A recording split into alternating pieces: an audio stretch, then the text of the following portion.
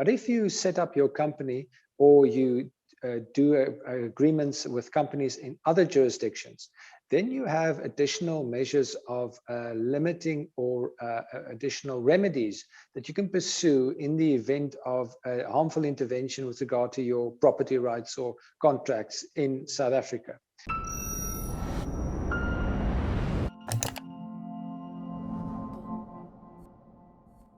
South African businesses are operating in a hostile environment. Government policy is interrupting their business activities and making it difficult to earn a profit. In this extract from a longer conversation on my podcast, Solutions with David Ansara, I spoke with CEO of Sakeliga, Piet le Roux, about the ways in which businesses can state-proof themselves against hostile policies. If you enjoyed this content, please give this video a like and subscribe to the channel. Many business owners might be watching this podcast or listening to it and thinking, well, what kinds of strategies must I be pursuing? They recognize the difficulty of operating in South Africa, but are unsure how to proceed. Could you outline some strategies for how you can go about implementing some of these principles in your organization? Yeah, David, I think I'll break it down in terms of a two-step strategy. The first is, of course, that as a business, you can do things to be more state-proof. You could do things to mitigate against harmful interventions or lower your cost of doing business, and I'll highlight some of those. And that's an entrepreneurial decision that some companies are going to be able to do better than others, and some business people have more acutely able to do so. And so we'll highlight some of the ways that can be done, but it's always going to end up being an individual entrepreneurial decision that cannot be prescribed without access to the relevant facts and circumstances and time and so on. It's an entrepreneurial decision. But there's a second kind of entrepreneurial intervention we can undertake in terms of state proofing, and that is working at the institutional level. And that is working together as businesses to change the environment in which we do business. And so I think in our discussion forward, I could highlight these two different kinds of state proofing. The one is state proofing your business individually through your own entrepreneurial decisions. But then the other one is investing in a network that can change the environment in which you do business so that you don't have to take all these additional factors into account. Enjoying this analysis? Click here to sign up for our 30-day free trial for more content from the CIA. All right, Piet, so we have these two strategies. What about on the entrepreneurial level? Let's start with that, and then we can move to the institutional level. All right. So at the entrepreneurial level, I'm going to highlight, let's say, at least 4 ways in which you can state-proof your business. The first is to diversify your jurisdictional exposure. If you're a business doing business in South Africa, and all your IP or assets are in South Africa, and all your legal exposure will be adjudicated in South Africa, then you are very much linked to the success of this administration and this state.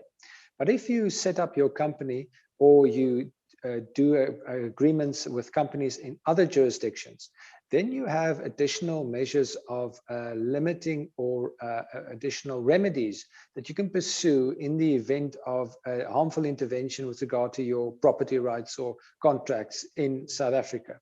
There, for example, you can look for, and there still are some international bilateral trade agreements. You can look at those and see which countries provide you with better guarantees in terms of property rights protection if you operate from those countries into South Africa. So that's one way of diversifying or state-proofing yourself. It's by increasing your exposure to different states. Not only the South Africa one, all states have their problems, but if you're not exposed to one and one alone, then you can arbitrage the jurisdictional cost. So Piet, how do we go about identifying other jurisdictions and dealing with the cross-jurisdictional issues, cross-border financial issues, for example, taxation? Are those insurmountable problems? Well, in business, very few problems are insurmountable. All amount to an additional cost, and you have to factor that in. I think what we're arguing is that in South Africa, the cost of exposing yourself only to this jurisdiction is becoming significant, and so it's probably going to be cheaper to expose yourself in the long run to other jurisdictions.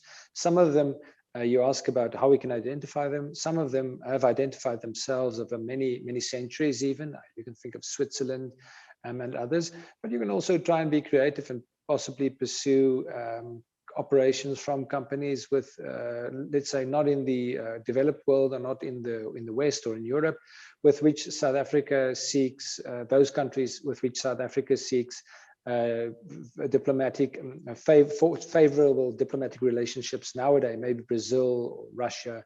I'm just speculating here. It depends on the area, the kind of business you do, but maybe that also offers you additional protection because the South African government would not want to be in problems with those governments, maybe diplomatically.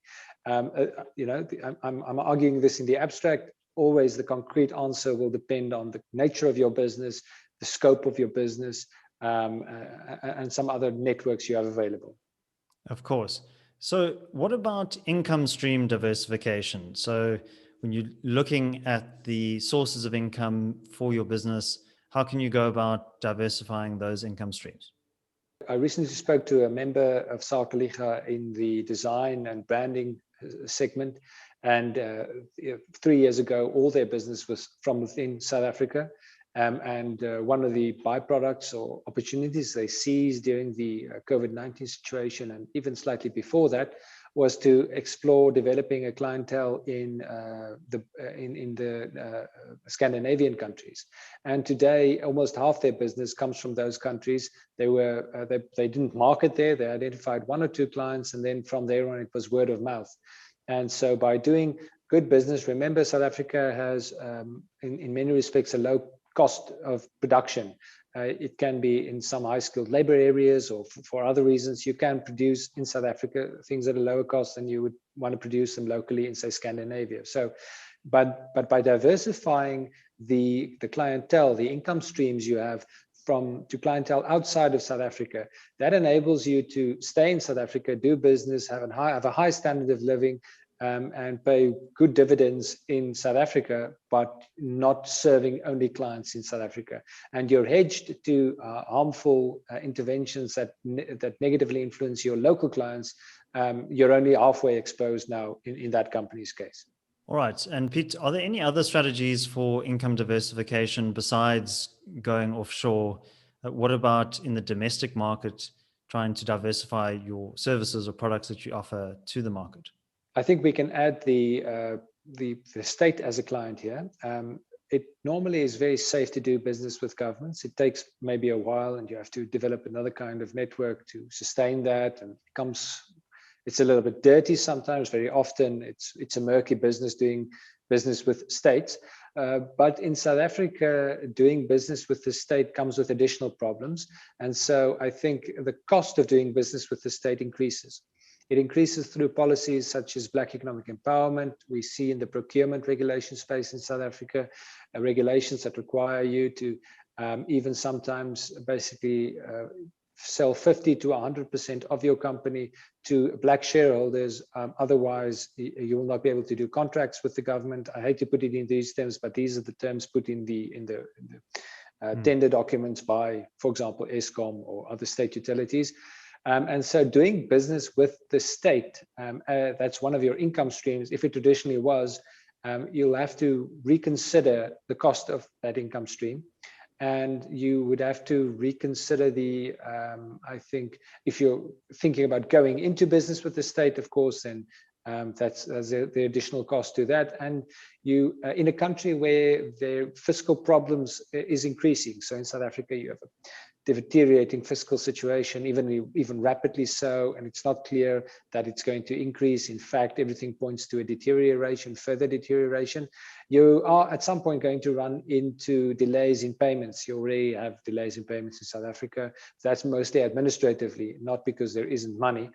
But in future, that's also a risk. So you can state-proof yourself more by being more hesitant about doing business with the state.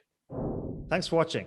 Why don't you watch the full conversation with Piet le Roux on my other channel? We've put a link over here as well as in the description. I'd really appreciate it if you could subscribe to that channel as well. My name is David Ansara. This is the Center for Risk Analysis. Until next time, take care.